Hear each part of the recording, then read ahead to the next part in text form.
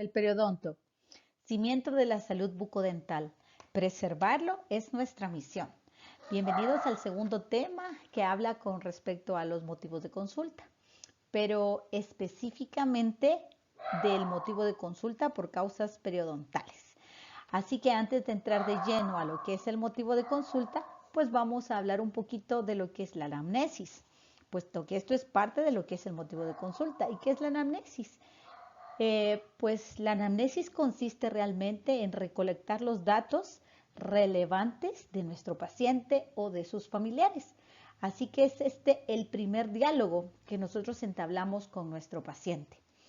Si bien nosotros realizamos un cuestionario mientras el paciente está en la sala de espera, esto nunca va a sustituir el diálogo que nosotros tenemos con nuestro paciente. Es decir, es allí, en este momento, donde se establece el rapport, donde se establece esa empatía. Recordemos que la cavidad bucal y el examen es algo tan íntimo en el paciente y es algo tan sensible que el paciente llega bastante nervioso, más cuando es su primera vez o más cuando sabe que tiene algo malo, pero no acude por temor. Entonces, esta anamnesis, este rapport es bien importante porque es cuando el paciente expresa sus sentimientos, sus síntomas y sus problemas. Y somos nosotros los encargados de entrar en esa escucha al paciente, en esa, a pesar de todos los datos que tenga, entrar con otro diálogo que le lleve a él a generar mayor tranquilidad y le ayude a bajar esos niveles de adrenalina que tiene. Así que acordémonos que la primera impresión es bien importante.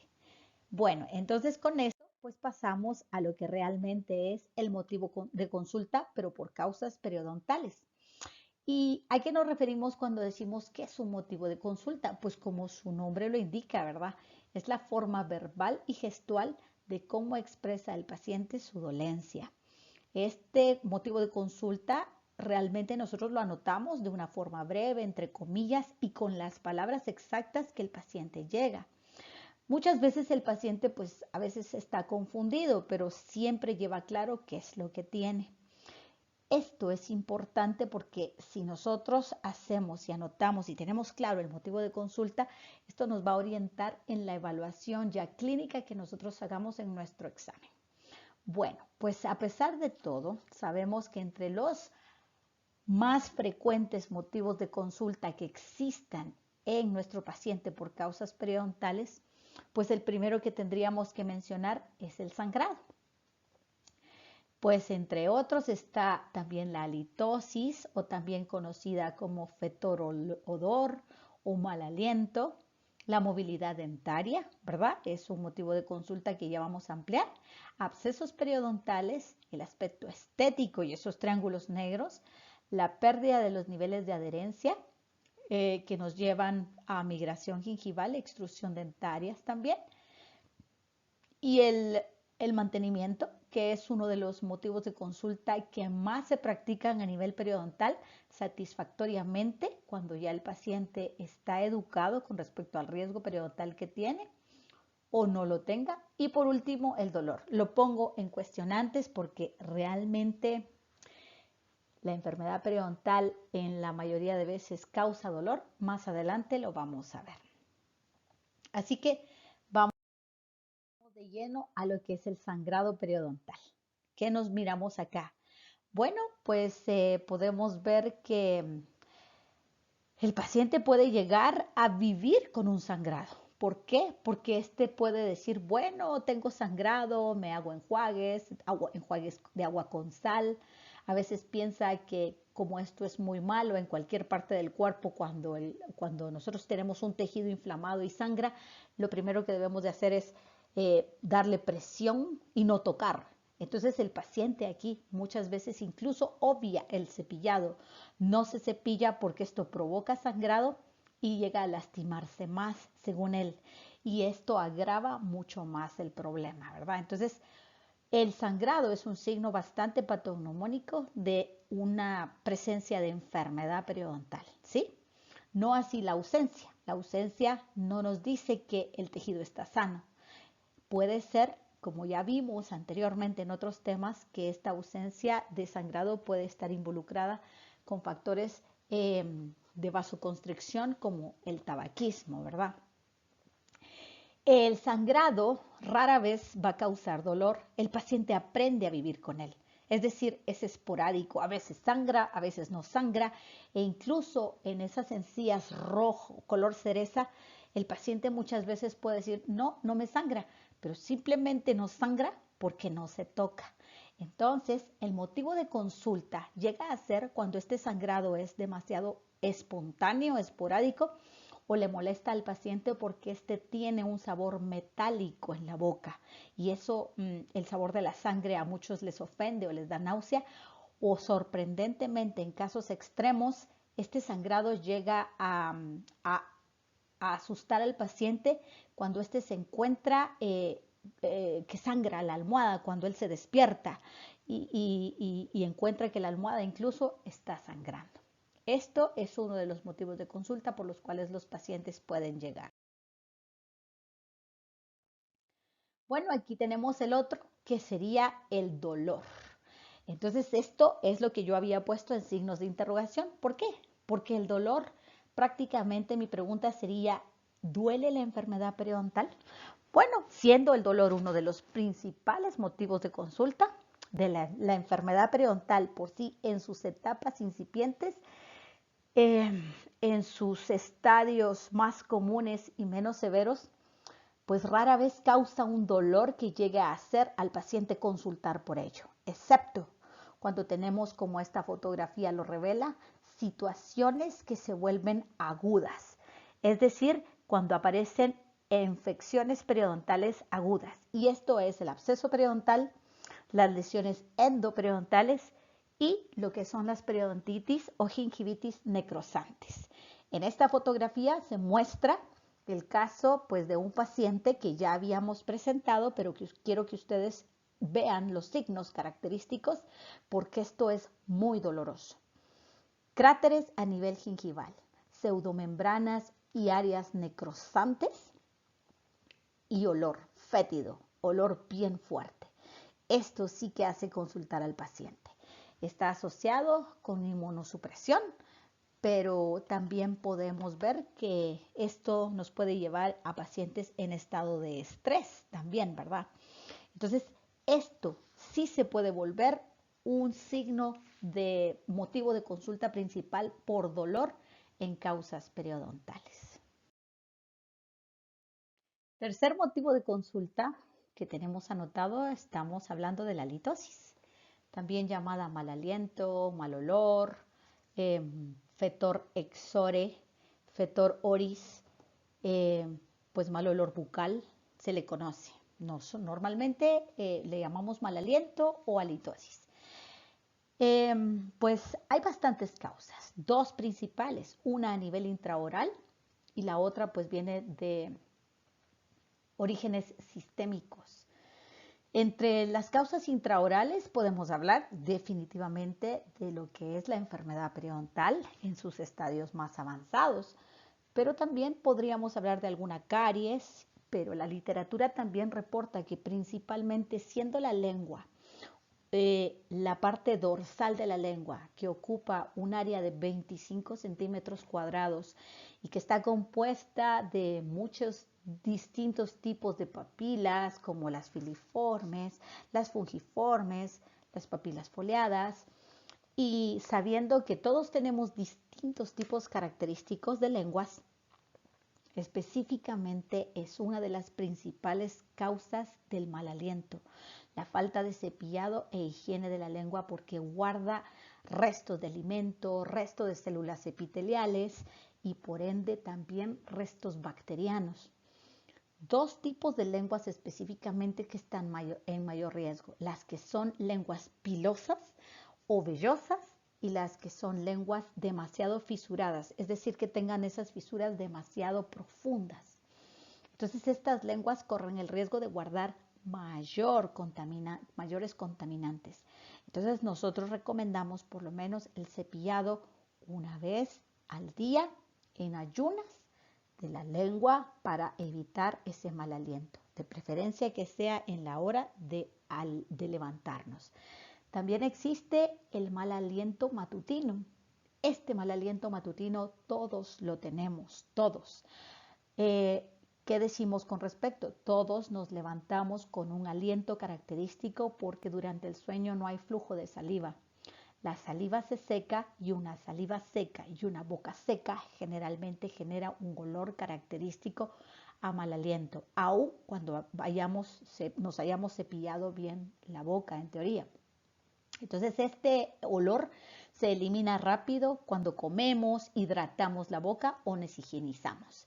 Entonces miremos la diferencia entre una lengua no cepillada, que no es característica de una buena higiene. Cuando ya el paciente ha sido educado en cepillarla, pues se convierte en una lengua bastante rosada, que no guarda. Más adelante, ya en el tratamiento, hablaremos de los métodos de higiene para la lengua, ¿verdad? Que las casas comerciales los han dicho. Hablemos de la litosis genuina, la litosis pseudohalitosis y la litofobia. Pues la litosis genuina realmente es cuando el paciente existe ese mal aliento y nosotros podemos percibirlo, él lo percibe y podemos medirlo. Hay distintos aparatos por los cuales medidores de los compuestos sulfúricos que expele este mal aliento. Hay otro mal aliento que no se puede percibir como un mal aliento obvio, pero que el paciente está convencido que lo tiene, y la litofobia, que simplemente después ya de un tratamiento adecuado en el paciente insiste que tiene mal aliento. Pues esto es importante porque también saber de que se gastan aproximadamente $1.000 millones en los Estados Unidos para tratamientos de enjuagues, colutorios, pastillas, mentas, cuando esto realmente debería de verse porque es algo que debería mejor tratarse la causa, bien tratarse e ir directo a la etiología. ¿Qué decimos de los factores sistémicos? Bueno, pues hay bastantes sustratos que muchas veces vía sanguínea pueden afectar al paciente y esta halitosis puede no ser de origen bucal. Puede ser de origen por altos niveles de cetosis, es decir, altos niveles cetónicos en sangre para los pacientes diabéticos. Pacientes con pólipos intestinales pueden expeler acumulaciones de bacterias y estas bacterias viajar por el torrente sanguíneo y expelerlo a través del pulmón.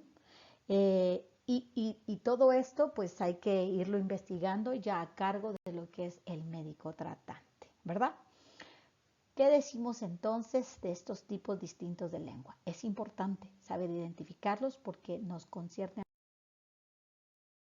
Pues vamos con la movilidad dentaria. Es difícil decir con una foto cómo se da la movilidad, pero podemos observar aquí ya la migración de esta pieza y generalmente la movilidad dentaria como un motivo de consulta. Sabemos que todas las piezas dentales pues tienen cierto tipo de movilidad a la que le llamamos movilidad fisiológica y este es el perímetro de movilidad que tienen las piezas entre el alveolo y el ligamento periodontal. Es como ese amortiguador. Ahora, cuando y lo podemos percibir cuando nos pasamos el hilo dental, que sentimos que los dientes se nos mueven, pero esta es la movilidad fisiológica. Ahora, el tipo de movilidad que ya nos alerta es la movilidad patológica. Es cuando las fuerzas extremas y el debilitamiento del soporte periodontal pues ha quedado vencido contra las fuerzas oclusales y entonces esto se agrava. Viene la etapa donde hay migraciones y el paciente muchas veces esta movilidad no duele porque aún con una movilidad tipo 1 o incluso una movilidad tipo 2 de las cuales ya vamos a detallar, el paciente puede mover. Mientras la pieza sea funcional todavía para masticar, el paciente no tiene ningún motivo de consulta al respecto. Cuando esto se vuelve ya un poquito martirizante, es cuando el paciente ya colapsó o le duele o se abscesa o definitivamente las piezas ya perdieron ese soporte para poder masticar. Es decir, la pieza ya no es funcional. Entonces, Cuando la movilidad dental se convierte en un motivo de consulta, generalmente, no siempre, es porque es un motivo de consulta tardío, donde nosotros difícilmente a veces podemos ayudar con terapias porque ya está demasiado avanzado. Muchas veces podemos ayudar con terapias ferulizándolo, salvando, dando tratamiento, pero depende el nivel en el que encontremos el grado de movilidad dentaria, ¿verdad? Hablemos de los abscesos, pues como habíamos dicho ya con respecto al motivo de consulta por dolor periodontal, hay enfermedades periodontales de procesos agudos y el absceso periodontal es parte de una de ellas. Es decir, un paciente puede tener bolsas periodontales, puede tener un padecimiento de enfermedad periodontal, pero simplemente no molesta, es una enfermedad apagada. Cuando esto se ocluye o hay un crecimiento bacteriano mucho más acelerado y se agudiza este proceso, esto causa un dolor severo y el paciente consulta. ¿Por qué? Porque el absceso periodontal duele y el absceso periodontal causa movilidad en la pieza dentaria. Y el paciente se asusta porque hay un crecimiento gingival, hay un crecimiento, un engrosamiento que no causa ninguna deformidad a nivel extraoral porque es bastante localizado, pero el paciente ya no puede masticar, tiene dolor, sangrado, la supuración a veces no la percibe porque no va al ritmo de lo que se va hinchando y lo que percibe es ese abultamiento y esa movilidad dentaria. Ya más adelante vamos a ver cómo detectar estos tipos de abscesos y diferenciarlos. Y también vamos con las pérdidas de adherencias. El paciente muchas veces llega porque se ve una encía extraña, rara. Es decir, mire, necesito una limpieza porque mire cómo está mi encía. Sabe que algo malo está. Definitivamente la acumulación de placa dentobacteriana y cálculos mecánicamente han traccionado o ahogado esos tejidos blandos de soporte hacia el área de la línea mucogingival. Entonces es un motivo de consulta para el paciente, al igual que muchas veces el paciente puede llegar a decir, mire, se me está saliendo la pieza, porque antes yo no la tenía así, ahora esta pieza se me está saliendo. Aun cuando aquí miramos podemos ver este absceso acá, una movilidad que ahorita no la podemos ver, pero básicamente es eso, el paciente le interesa porque cuando sonríe, esta pieza se está saliendo de su lugar y no es nada más que simplemente el debilitamiento periodontal que hace que las fuerzas masticatorias saquen a la pieza de su lugar. Se llama lo que es la migración dental. Y luego vamos con el otro, que es el aspecto estético. El paciente puede ser que después de tratarse periodontalmente o como una secuela de la periodontitis de moderada severa o de estadio 3 o 4, pues básicamente se presente porque tiene triángulos negros, la encía se le está bajando, pues nuestro motivo es decir, ¿qué podemos hacer, verdad? Hoy en día hay procedimientos quirúrgicos que pueden ayudar mucho al paciente cambiando el tipo de biotipo periodontal cuando son muy delgados, ¿verdad? Y esto le puede ayudar.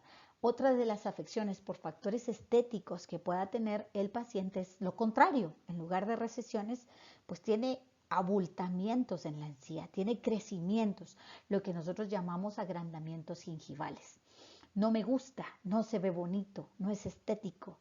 ¿Qué puedo hacer, doctor? ¿Verdad? Es importante tomar en cuenta estos padecimientos por los cuales el paciente, aunque no le duelan, le afectan digamos, sociabilidad, en su sociabilización con los demás, porque pues definitivamente una sonrisa con una encía acrecentada y abultada y agrandada, pues no es bonita, parece como una boca sucia. Y esto generalmente va también de la mano con consumo de ciertos medicamentos sistémicos, antiepilépticos, para la presión arterial, también para que reducen los efectos inmunitarios, los que tienen trasplantes de órganos, pues generalmente tienen el riesgo de padecer de estos crecimientos gingivales.